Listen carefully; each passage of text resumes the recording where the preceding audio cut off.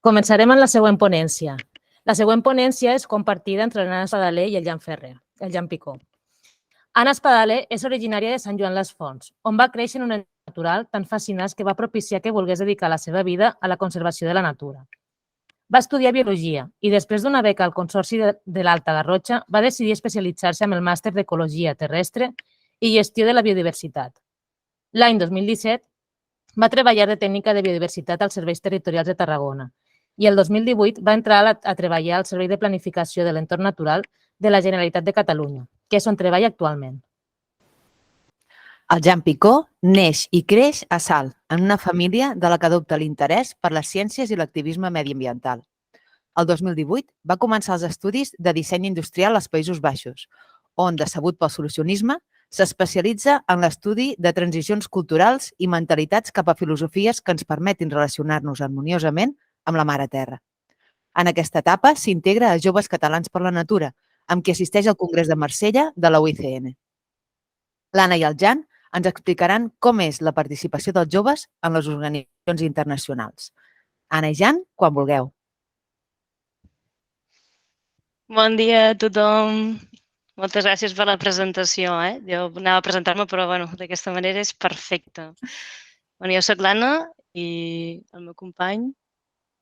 Bones, en Jan. A veure, us parlarem de la participació dels joves en les organitzacions internacionals. Vaig a veure perquè aquests dies hem estat així practicant per compartir pantalla sense... Ja la tinc.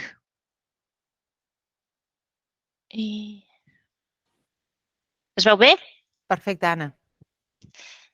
D'acord, doncs començo. En aquesta presentació farem tant en Jan com jo, ens anem alternant en funció dels aspectes que cadascú ha entrat més. Concretament us parlarem això de la participació dels joves en les organitzacions internacionals, concretament la UICN, el Conveni de la Diversitat Biològica i finalment també us parlarem del grup dels Joves Catalans per la Natura. Començaré per la és l'organització, la Unió Internacional de Conservació de la Natura, que és la unió més antiga i extensa del món. Va ser creada el 1948. I un dels aspectes més rellevants d'aquesta unió és que està creada per tota la societat civil, o sigui, els membres són tant organitzacions governamentals, societats civils, centres científics, experts. En resum, està tota la societat aquí. Veiem que hi ha més d'uns 1.400 membres, d'aquests engloben uns 160 països i actualment portem des de Mira, l'any que ve se celebrarà el 75 aniversari de l'OICN, per tant és la més antiga de totes. I de fet, els temes que toquen principalment són persones, terra, aigua, oceans i clima. Perquè entengueu una mica com funciona la UICN, us parlaré com dels 3 aspectes més importants. El principal és el Congrés Mundial de la Natura de la UICN. És un congrés que es fa cada 4 anys en una part del món. És presencial, tot i que l'anterior, l'últim, va ser l'any passat a Marsella i es va fer mig-mig. Aquest us explicaré més endavant, entrarem més en detall en aquest congrés perquè va ser molt interessant. Però principalment són presencials i són els esdeveniments més importants en conservació de la natura a nivell mundial. Com us he dit, per això, que s'ajunten tots els actors de la societat, un espai durant uns dies per parlar dels temes més emergents en conservació. Una data molt important és que l'any 2008 a Catalunya va acollir el 4è congrés de la UICN. I aquest congrés, a part que va portar moltes coses importants, una d'elles va ser la primera vegada que es va parlar de biodiversitat marina en aquests congressos. I a partir d'aquí, a cada congrés s'ha anat afegint més tota la biodiversitat marina. El de Hawaii, principalment, va ser tot marí, perquè veieu que en els diferents congressos aquests canvis realment es noten. Aquí us he ficat resolucions i recomanacions. Què significa això? En els congressos, els membres, previ al congrés, presenten mocions. Mocions són uns documents on els demanen quines són les necessitats que tenen. Per exemple, protegir tal espècie o que s'acabi la tala en aquest lloc. Poden ser necessitats locals o més globals, no? I després, en el congrés, s'aporten totes aquestes mocions i els membres voten. I les que surten aprovades acaben sent o resolucions o recomanacions. L'única diferència entre aquestes dues tipologies és que les resolucions són directament a l'OICN, per exemple, que es canvin els estatuts de l'OICN i les recomanacions són més a tercers, no? Que aquesta empresa deixi de destruir tota l'Amazonia, per exemple. No? Un altre aspecte clau, penseu que aquestes resolucions i recomanacions són les que defineixen la postura de l'OICN a nivell mundial. I a partir d'aquí s'adopten estàndards, acords internacionals, hi ha tot aquest moviment polític, per tant, és molt rellevant. Un altre aspecte interessant de l'OICN són els comitès regionals i nacionals de l'OICN, que són com comitès, un grup de persones que normalment engloben els membres d'aquella regió i serveixen per coordinar, tirar endavant iniciatives, acompanyar-los. És com un format una mica més petit. Aquí, per exemple, jo com estic a Catalunya amb el govern, estem molt actius amb el comitè espanyol de l'OICN. De fet, he vist que hi havia la Carmen del CEIDA, que també des del CEIDA estan a Galícia, també són membres del comitè espanyol. I la veritat que ens va molt bé per trobar-nos una vegada a l'any, vull dir, són molt importants aquests comitès. I, de fet, l'any passat, al Congrés de Marsella del setembre, es va crear un nou comitè, que és l'ICENCA, que és el Comitè Interregional d'Europa Nord i Centre d'Àsia. Com veieu, n'hi ha alguns que són molt més petits, que seria l'espanyol, o aquest que agafa 3 regions, i dels quals jo, per exemple, en formo part d'aquest nou que es va crear. També tenim les comissions, que són grups d'experts, que veieu aquí en la diapositiva a la dreta. Aquí n'he ficat 6, però actualment n'hi ha 7. I aquests grups d'experts que actualment tenim són més de 15.000 persones, totes voluntàries. El que porten sobretot és coneixement, analitzen els problemes sobre cada temàtica, recerca, fan suport als membres en tots aquests aspectes. En falta una, que és la de canvi climàtic, que es va aprovar, era una moció en el Congrés de Marsella de l'any passat i es va acabar aprovant, per tant, passa que la web encara no l'han actualitzat. I aquí veieu a l'esquerra que també us he ficat com 3 icones per explicar una mica de com documents importants que s'elaboren, que seria, per exemple, la Green List, que és de la llista verda d'àrees protegides, que són un seguit d'àrees protegides que compleixen tots uns requisits molt estrictes de conservació, per tant, són les top. I, clar, és molt important poder tenir una àrea allà perquè tens tot aquest reconeixement i aquest suport també dintre. O la Red List de les espècies amenaçades, que també són com la llista de totes les espècies amenaçades a nivell mundial, en quin estat es troben, quines són les amenaces i a partir d'aquí tens tot el suport també de l'OICN per elaborar cada país la seva llista vermella. I, finalment, el que veieu d'aquesta rodona que diu Reconocer, Mantener i les diferents temàtiques és el programa que ha fet l'OICN del 2020-2030, on també es marquen totes les línies que seguirà l'OICN i que tots els membres ens hauríem d'ajustar en les nostres polítiques. L'any passat va ser un any molt important perquè va haver-hi el Congrés de Marsella al setembre, però prèviament, a l'abril, va haver-hi la Cimera Mundial de la Joventut de l'OICN. Això és inèdit, o sigui, mai a la vida s'havia fet una cimera mundial per joves. Quin era l'objectiu d'aquesta cimera? Portar aquesta veu dels joves al Congrés Mundial que hi hauria al setembre. Com veieu, la participació vam ser uns 14.000 joves, més de 14.000, de 170 països diferents, i vam tenir moltíssim... Va ser tot telemàtic, com més de 100 hores de sessions online. Clar, com que jo estic treballant en això, ho vaig veure i vaig dir, ostres, anem a buscar a veure si podem trobar joves interessants en poder fer una delegació catalana, i vam començar a enviar correus a entitats, de voluntariat, també centres de recerca, i vam aconseguir 16 persones, de les quals està el meu company, el Jan, que vam fer una delegació catalana de joves, els quals ens vam coordinar per poder accedir a totes les sessions, poder compartir el coneixement, després fer un retorn a la societat, que després d'aquesta diapositiva us ensenyaré un dels vídeos que vam fer. I aquí ens vam derivar els que vam voler seguir en un grup que ens diem Joves Catalans per la Natura, que també això us ho explicarà millor el Jan. D'aquesta cimera es va elaborar el Youth for Future Manifesto, que era un manifest de les demandes i necessitats dels joves que es va presentar al Congrés de l'OICN de Marsella i també a la COP15, que serà aquest desembre, i a la COP26, que va ser l'any passat. Les COPs són les conferències de les parts de les Nacions Unides, que també us en parlaré una mica més endavant, però que veieu, en els esdeveniments més importants a nivell mundial de conservació de natura, aquest manifest es va presentar, i era totes les necessitats dels joves. Una de les coses més importants que ha sortit d'allà és que els joves no som els líders del futur, sinó som els líders del present. És ara quan hi hem de ser-hi, és ara en les decisions, perquè aquestes decisions d'aquí 10 anys tenen tota aquesta repercussió. Per tant, No hem d'esperar a tenir 40 per poder entrar en aquests processos. De fet, ja les polítiques internacionals estan fent aquesta rellevància, no?, de que hi hem de ser-hi en aquests moments. I, per tant, els hashtags que teníem era One Nature, One Future. D'aquí ve el vídeo que, a veure, si me'n surto, us el compartiré. Aviam. Una pestanya. No.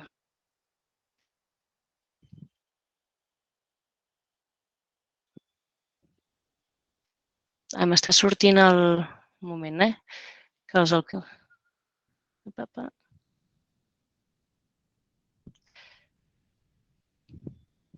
M'està sortint només amb un navegador.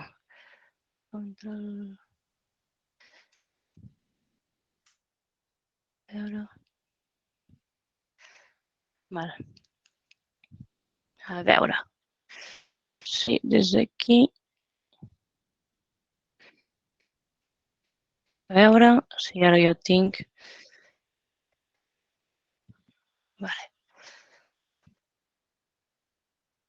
A veure... El veieu? Sí, Anna, sentim. Perfecte.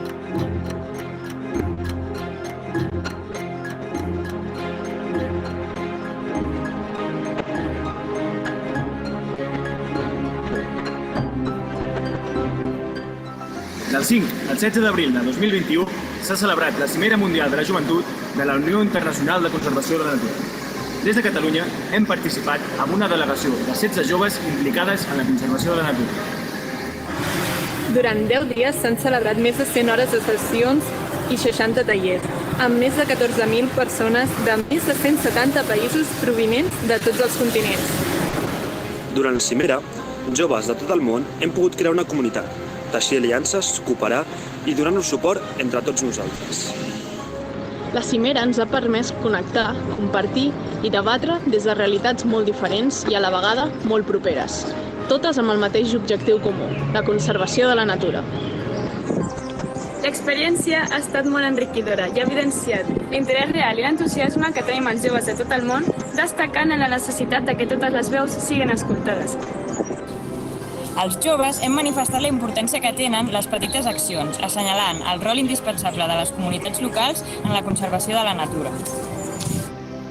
La conservació de la biodiversitat és un moviment global on cada regió té la seva realitat i responsabilitat exterior. I la cimera ha acabat amb la presentació del Youth for Future Manifesto, on els joves firmants demanen als líders mundials accions sense precedents per un canvi transformatiu inajornable. Aquest manifest es presentarà a 3 reunions d'alt nivell mundial. La primera, la COP15, que és la Convenció de la Diversitat Biològica. La segona, la COP26, la Convenció de les Nacions Unides sobre el Canvi Climàtic. I, per últim, el Congrés Mundial de la UCN de Marsella. Aquest any és clau per a la conservació de la natura, ja que s'aprovarà el Marc Global per a la Biodiversitat post-2020, que marcarà els objectius a complir per tots els països per frenar la pèrdua de biodiversitat en els pròxims 10 anys. Un futur sostenible és possible sense deixar ningú enrere. Totes les veus i coneixements del territori són imprescindibles. Encara que les realitats són diferents, els objectius són els mateixos. One nature, one future. No estàs sol o sola. Som molt joves treballant per tenir un futur digne. Els joves no som els líders del futur, som els líders del present. I tu, què fas per la natura? Suma't amb nosaltres!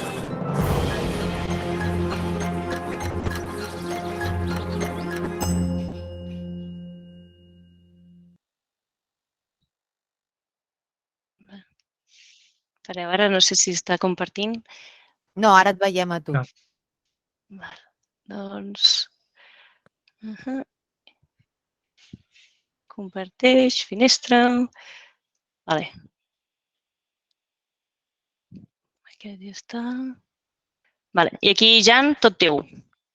Molt bé, doncs bé, com ha mencionat l'Anna fa un moment també, des d'aquesta conferència de joves, des d'aquesta cimera de les joventuts, aquesta delegació catalana es conforma amb el que som els joves catalans per la natura. Llavors, això ve de la inquietud de continuar actius més enllà d'aquesta cimera i continuar implicats en el territori, però també amb la participació internacional. Aleshores, quan ens formem com a Joves Catalans per la Natura, ho fem bàsicament amb 3 objectius. El primer és fer arribar els esforços de conservació de la natura als joves, visibilitzar les feines de conservació que aquests joves també estan fent i, finalment, ser la veu dels joves catalans en els processos de participació, tant els locals com els regionals i els internacionals. Però això com ho anem fent? Anna, pots passar de diapositiva. Per exemple, vam participar, el primer que vam fer immediatament després de la Cimera de la Joventut va ser participar en l'Acte Mundial del Medi Ambient, el Dia Mundial del Medi Ambient del 2021, que es va fer un acte que va organitzar la Generalitat i nosaltres, des de Joves Catalans per la Natura, hi vam participar i va ser un espai on vam poder conversar i compartir idees, objectius i projectes sobre com els joves podem millorar la col·laboració, no? I també es va posar en rellevància això, que hem de millorar com treballem conjuntament, però també hem de donar molta rellevància en el rol que tenim els joves en les polítiques internacionals. Següent. A més, a part d'aquest acte, també hem participat en les jornades de la Fundació La Pedrera sobre conservació de la natura i sobre natura. També amb l'objectiu precisament aquest, no? Són unes jornades orientades a joves, doncs són espais en els que podem accedir, on podem anar-nos a presentar, on podem donar a conèixer més aquesta acció i aquestes necessitats de col·laboració entre els joves, la feina que es fa per la conservació i també, com he dit abans, no? La participació als diferents nivells. Pots passar i això és teu. Aquí em toca a mi. D'acord. Com us deia, aquest és el Congrés Mundial de la UICN de Marsella, que va ser el setembre passat, l'any passat, el 2021. El primer esdeveniment que va ser híbrid, presencial i virtual. Veníem de l'època del Covid, tot és bastant complicat. També la part virtual va ser interessant perquè, com us dic, aquí està tot el món. Hi ha certs països que els recursos són molt difícils, no? I el fet de fer-ho virtual va facilitar que moltes més persones poguessin interactuar en el Congrés. Com us deia, és el més important a nivell mundial, on entre tota la societat tenim líders de govern, sector públic, organitzacions no governamentals, empreses, agències i organitzacions indígenes.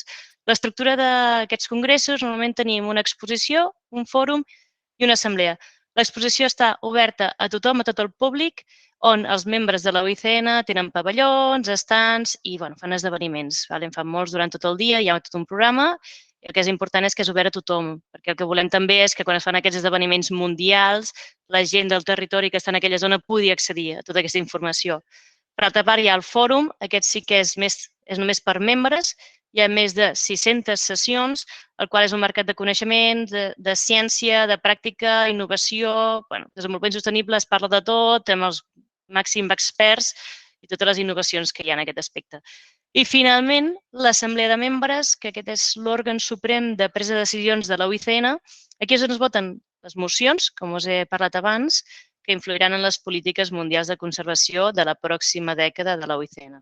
Com us deia, que orienten totes les polítiques de la UICN i influencien a tercers. Concretament, en aquest congrés es van aprovar 137 resolucions i recomanacions. Una part molt interessant d'aquest congrés és que el primer dia es van fer cimeres independents i aquestes cimeres independents van denotar que la importància dels diferents sectors que la UICN considera que són rellevants com acció local, empreses, pobles indígenes i, com veieu, joventut. A partir d'aquí el Jan sí que va participar i ara us en parlarà de la seva experiència, però que la UICN va fer una cimera concreta només per joves. Així, en resum, de què vam extreure del Congrés Mundial va ser el manifest de Marsella, que eren els compromisos d'acció de tots els membres que van participar associats a la UICN en els pròxims anys. Es va crear aquesta comissió de canvi climàtic que fins ara no hi havia. Es va aprovar la moció A d'inclusió dels governs regionals, que estem supercontents perquè a la UICN els membres, en el que seria, per exemple, el govern de Catalunya, eren estats, per una part, i agències governamentals per l'altra, que aquí entraven governs regionals, Fundació Biodiversitat i de tot. I des de l'any 2008, que va ser a Barcelona, al Congrés de Barcelona, es va començar a treballar en que es volia que hi hagués un membre que fos governs regionals i es donés un vot per aquests membres. i fins aquest any 2021 no es va aconseguir, però finalment es va aprovar i, per tant, estem molt contents perquè és tot un èxit. I finalment també es va aprovar el programa CURSDEIA dels pròxims 10 anys de la UICN, doncs es va aprovar la primera part, que és del 2021 al 2024. Tot teu, Jan. Molt bé, doncs sí, nosaltres a més vam aprofitar que es feia aquest congrés i vam anar. L'Anna hi va anar com a Generalitat i després la Joana Bastardes i jo hi vam anar com membres de la Joventuts Catalanes per la Natura, la JCN. I a més, en l'esdeveniment també hi van participar altres membres de la Generalitat, hi van participar la secretària d'Acció Climàtica, l'Anna Bernardes, el director general aleshores de Polítiques Ambientals i Medi Natural, en Fahad Malik, i tècniques internacionals de conservació, l'Anna, i la Susana Rivera. Aleshores, com hi vam anar, no? Amb quina disposició vam anar nosaltres en aquest congrés? Per una banda, vam creure important fer una feina prèvia de saber quins objectius o amb quina visió anàvem en el congrés, i per això, a la següent diapositiva, vam desenvolupar el que són les prioritats dels joves i la natura a Catalunya, que és un document basat en un document internacional del que en parlaré més endavant, però per això vam fer una enquesta a més de 130 joves de Catalunya, que ha sigut molt millor que haguessin participat més, però 130 joves, amb els quals la informació que es va rebre ens va ajudar a desenvolupar una sèrie de prioritats que des de Catalunya considerem que han de ser les prioritats més importants en la lluita contra la pèrdua de biodiversitat i el canvi climàtic. I a més, ho vam complementar també amb tot de propostes i prioritats que trobem necessàries en molts altres àmbits més enllà d'únicament la conservació de la natura com a tal.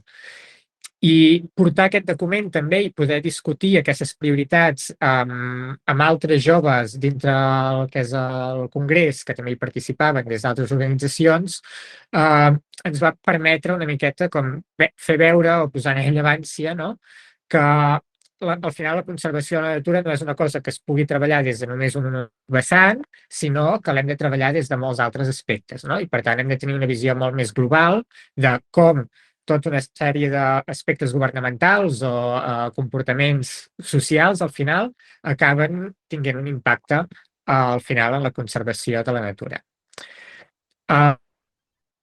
I un dels moments més importants que hi va haver, com ha dit l'Anna al principi, per part dels joves, això és la següent diapositiva, és quan es va fer aquesta gran sessió sobre joves on es portaven en el Congrés de Marsella tots els resultats que havien sortit de la cimera de joves uns quants mesos abans. Aleshores, va ser un esdeveniment llarg, intens, superxulo, on es van posar, on s'hi van explicar moltes de les idees que havien sortit, i sí que van parlar uns quants líders mundials, fins i tot van venir ministres, i va ser interessant perquè van poder establir diàleg amb certs arrels de poder que tradicionalment no han tingut accés als joves, i es va reivindicar molt la necessitat de no segregar aquests espais entre els joves i els de poder, que és una de les coses que s'ha visualitzat. Va estar molt bé que es fes la cimera de joves, però això implica que es dona un espai únicament per joves i un espai únicament pels que governen, diguem-ne. Llavors, aquestes dinàmiques també s'han de començar a trencar, desmuntar i treballar de cares a tenir espais intergeneracionals on poder treballar conjuntament. I això el que fa és també ser un clam de cares a que la participació dels joves no acabi sent un tic, no sigui una qüestió de tokenisme, que se diu en anglès, on simplement, com que està en la llista, s'ha de fer. No, és una cosa realment important, perquè, com ha dit l'Anna, al final els joves són els líders del present. Nosaltres tindrem les conseqüències d'aquí uns anys de les decisions que es prenen ara i també les futures generacions, evidentment, però nosaltres som els que les viurem durant més temps dels que actualment estem aquí i podem decidir. I això necessita dedicar-hi recursos. Però més enllà de tots aquests clams, també vam tenir la sort que van aparèixer alguns d'aquests espais intergeneracionals molt interessants. A la següent diapositiva pots passar. Com unes sessions que em vaig dir els Breakfast With, en les que tant la Joana com jo hi vam participar. I eren unes sessions on teníem l'oportunitat de parlar juntament amb altres joves, amb persones considerades líders, no? O bé perquè tenen un gran poder de decisió, més o menys un gran poder de decisió, o bé perquè són experts que tenen una veu ja en certs llocs de poder. Llavors, en aquests espais vam poder compartir diverses perspectives sobre com ha de ser aquesta participació jove, lluites entorn del canvi climàtic i sobretot els canvis que són supernecessaris en educació, universitats, acadèmia, els esforços en l'adaptació, l'emancipació dels pobles, tant des dels indígenes com a les regions, i sobretot aquells més afectats per la crisi climàtica, negatives de colonials, un munt de coses. I tot això, o tots una miqueta els insights o la resposta que vam tenir de tots aquests esdeveniments, ho vam portar en un retorn que vam fer a la Generalitat, que és la següent diapositiva. Llavors, el 23 de novembre de l'any 21, un parell de mesos després del Congrés, es va organitzar una sessió a la seu del Departament d'Acció Climàtica, on es van reunir, nosaltres hi érem, com a Joves Catalans per la Natura, però també els membres del Comitè Espanyol per la UICN i el Centre de Cooperació del Mediterrani de la UICN, juntament amb altres membres que pertanyen a la UICN de Catalunya. I precisament aquest espai també anava dirigit una miqueta a preguntar i a buscar maneres on poder col·laborar conjuntament i integrar els joves en aquests espais de decisió i bé, posar en relleu aquestes necessitats en els organismes més locals i més propers que tenim nosaltres. I va ser també un moment on es va poder anunciar que Catalunya tindria un representant al Comitè Interregional d'Europa, al nord i al centre d'Àsia. El tenim aquí. I per tant, va ser un moment on vam poder parlar de diferents sortides i de bones notícies, sobretot, no? Però també vam poder plantejar alguns dubtes, alguns reptes que encara ens queden per resoldre sobre participació, no? I t'ho passo tu, Anna, que em sembla que ens has de parlar del conveni de la diversitat. Com anem de temps? Justos, crec. Perfecte, doncs vai. Entrem en el que seria les Nacions Unides. El conveni de la diversitat biològica és un dels convenis més importants de les Nacions Unides per la conservació de la biodiversitat. Com veieu, va entrar en vigor el 93 i actualment hi ha 196 països que l'han signat. Els objectius principals del conveni és la conservació de diversitat, que és la utilització sostenible d'aquests components i la participació justa i equitativa dels beneficis que se'n deriven de la utilització dels recursos genètics. Els integrants, els països que han signat la COP, el Conveni de Diversitat Biològica, es reuneixen cada 2 anys, el que es diuen les COP, Conference of Parts, perquè els països es diuen parts. I, de fet, aquest és cada 2 anys, però en canvi climàtic, que segurament és el que heu sentit més, és cada any. De fet, actualment ara hi ha la COP27 de canvi climàtic. La COP15, que és la pròxima, serà aquest desembre a Montreal. El que és important a les COPs, en aquestes conferències, és quan els membres examinen els processos d'aplicació del conveni, adopten programes de treball, aporten orientació sobre les mesures polítiques, les necessitats que tinguin tots els membres. I, de fet, un dels esdeveniments més importants va ser l'any 2010, a la COP10, concretament va coordinar, que va ser l'elaboració del Pla Estratègic per a la Diversitat Biològica 2011-2020, que es van definir unes 20 metes d'Aichi, es deia Aichi perquè es va fer a Aichi, a Japó, i aquestes 20 metes s'havien de complir per tots els països integrants del conveni durant els pròxims 10 anys. Actualment es va acabar aquest termini i a la COP15 d'aquest desembre s'aprovarà el pròxim pla estratègic que se'n diu Marc Global de Biodiversitat post-2020, Aquest marc global també s'han definit uns 20 objectius. De fet, durant tot el procés d'elaboració d'aquest marc s'ha estat fent moltes aportacions. Es tenen en compte els joves, també hi ha objectius en els quals a la presa de decisions els joves han d'estar a dins. Vull dir, per això és tan important, perquè aquest nou marc que es defineix ara, el fet d'haver estat durant aquesta elaboració, hem pogut ficar que els joves hi siguin, que els indígenes també, no? Totes les... Ui! Bé, el cas, segueixo. A partir d'aquí, et toca, Jan? Sí. Bé, doncs s'ha de fer aquest marc post-2020, que és un procés que va començar fa, em sembla, si no m'equivoco, un parell d'anys, ara ja. Sí. I, com ha dit l'Anna, no, hi havia la possibilitat que els joves hi tinguessin veu. Llavors, com s'ha estructurat aquesta possibilitat? Perquè nosaltres hi hem volgut ser i hi hem intentat ser, i hem sigut, de fet. El conveni de la biodiversitat biològica té una branca que és una branca de joves, que en diuen GIBN, Global Youth Biodiversity Network. Aleshores, aquesta branca de joves el que fan són tasques d'assessorament i poden proposar esmenes quan es redacten aquests documents. Però després han d'aconseguir el suport dels països i les parts que treballen en aquests documents perquè els hi aprovin, no? Llavors, nosaltres des de la JCN tenim un vincle bastant estret amb la GIBN, jo soc de fet l'enllaç entre les dues, i la GIBN s'estructura amb té una estructura que en diuen chapters. Tenen primer regions, és a dir, tenen els governs generals de la regió i després tenen chapters per cada país. I nosaltres el que estem fent és servir una miqueta com de chapter català, tot i que estem molt poc actius en aquest sentit.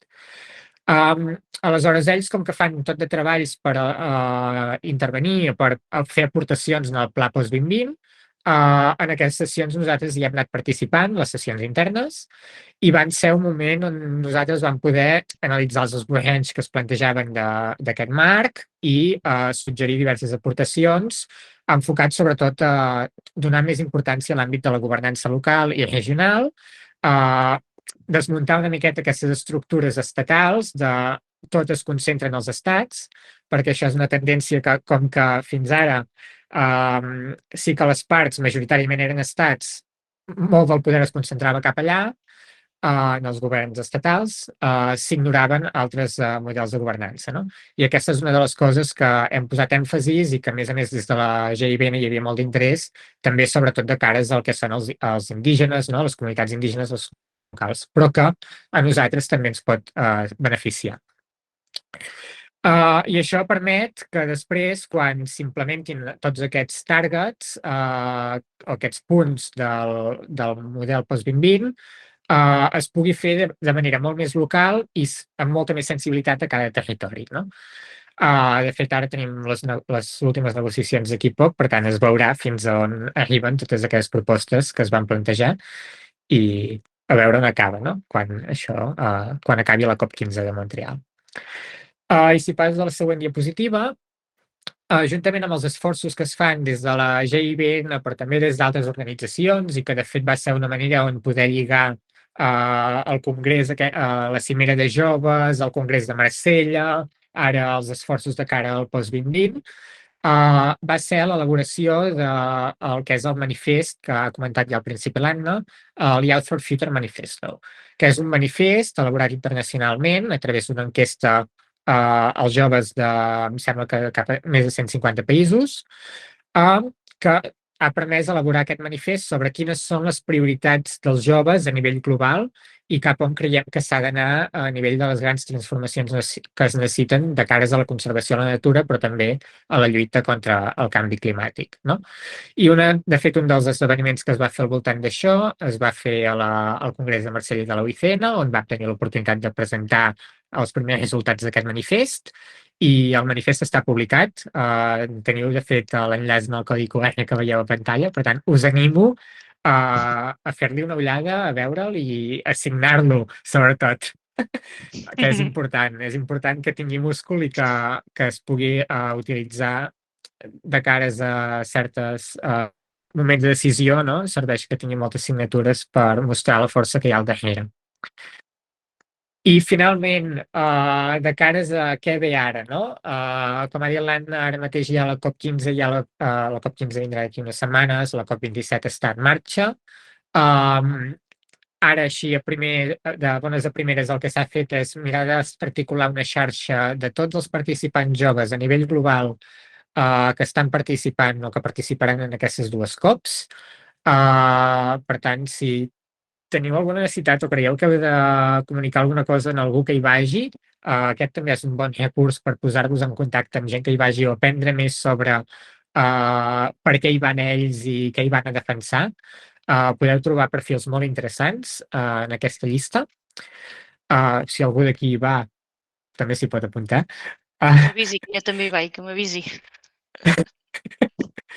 I hi ha una altra cosa que de fet ha sortit fa res, però que no vam tenir temps de posar a la presentació, i és ara també de cares a finals d'aquest mes i principi del desembre, la GIBN organitzarà unes trobades per parlar de fet de la importància i de l'estratègia cap a la COP15, sobretot, per al post-2020, per al marc post-2020. Que això, si ho voleu buscar o teniu interès, també podeu buscar sobre la GIBN i trobareu informació. I tot teu, Anna. D'acord, doncs ja per tancar, els missatges finals que us volem dir és que, com veieu, les polítiques internacionals ja estan ressaltant molt la importància que participem els joves ara, perquè són moments decisius i que aquesta veu és essencial en tots aquests processos i que el fet de poder fer aquestes aportacions realment s'acaben regant en aquests documents internacionals, com seria el nou marc post-2020. El fet de que influenciem en aquestes polítiques internacionals, això al final acaba repercutint directament en el territori on estem nosaltres, que a vegades sembla que tenim una visió molt petita de, ostres, està passant això, i la solució no és tant a nivell local, sinó a nivell des d'escala més alta. A vegades costa molt de veure-ho, però les decisions que es prenen dalt de tot acaben caient en cascada, no? Per tant, és important fer accions locals, però necessitem aquesta coordinació vertical i que anem tots a la mateixa. Per tant, us animem moltíssim a que us impliqueu en els moviments, en els grups, en voluntariat de joves, perquè realment hi ha moltes plataformes i moltes opcions de que podeu participar, que podeu aportar i que podeu crear xarxa, perquè és important que hi siguem. Com dèiem, els joves no som els líders futurs, sinó del present. I finalment hi ha un vídeo, però no sé si ja ens hem passat massa de temps. Si no, m'ho dieu i us el comparteixo. Quan dura, Anna, el vídeo? 1 minut i pico. Dale, Anna. Sí? El comparteixo? 1 minut 30, vale. 1 minut 30 el vídeo, que jo el tròpiga és... Te donem mig segon més. Es veu bé? Sí, perfecte.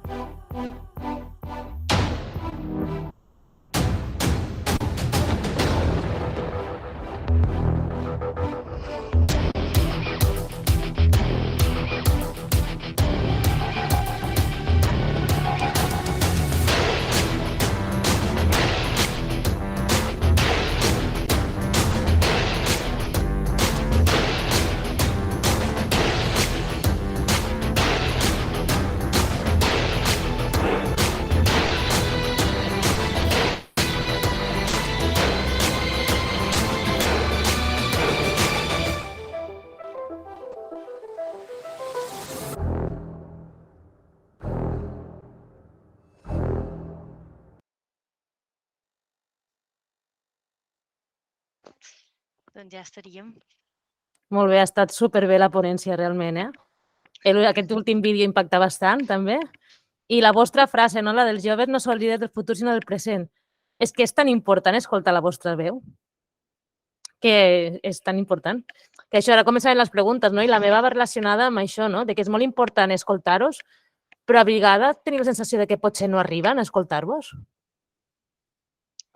A veure, sí arriba, però com us dic, no és un procés com molt ràpid.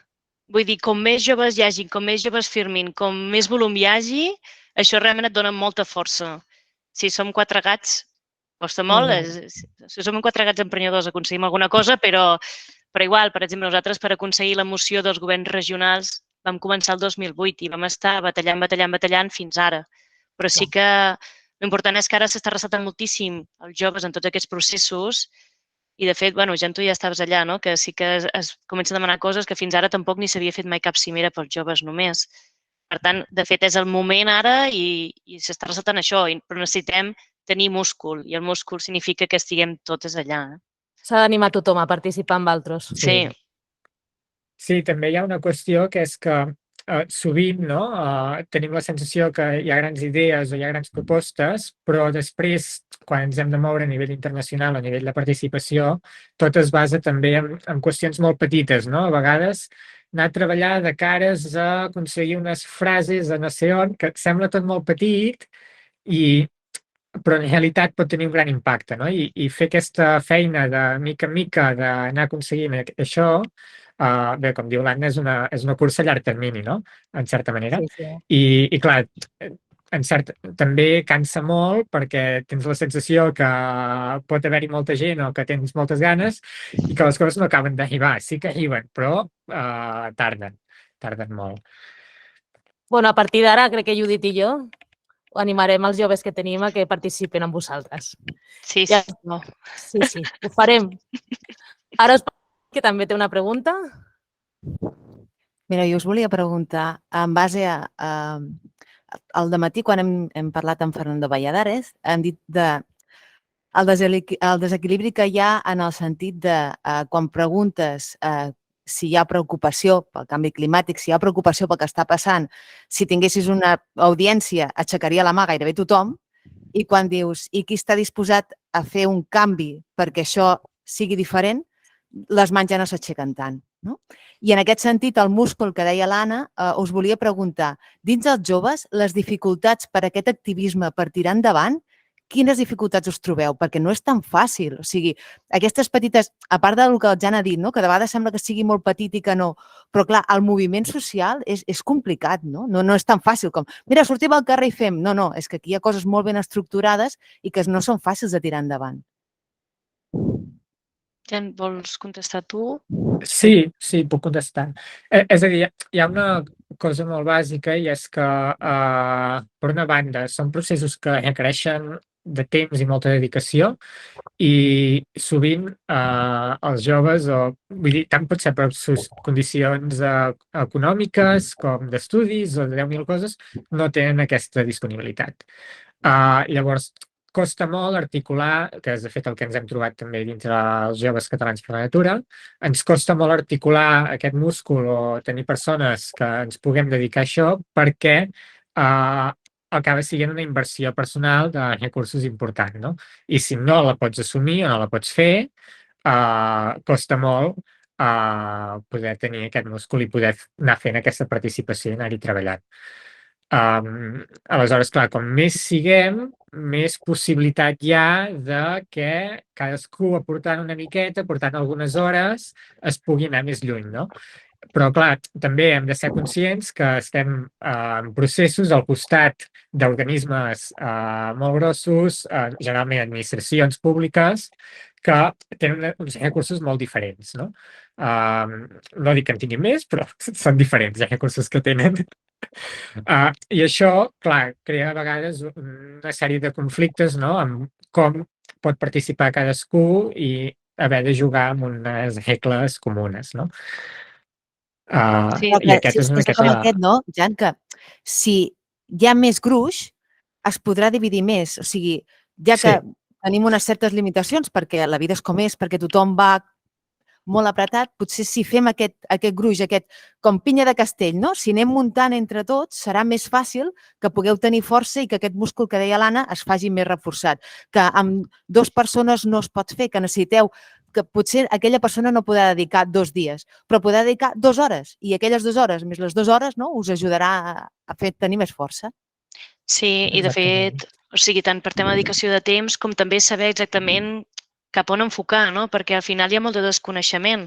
Jo perquè estic treballant en Generalitat i en polítiques internacionals, llavors sé tots els processos, sé com es pot, i per això és el vincle que ens interessa, perquè a través de mi, com aquell qui diu, trobem els espais, no? De joves.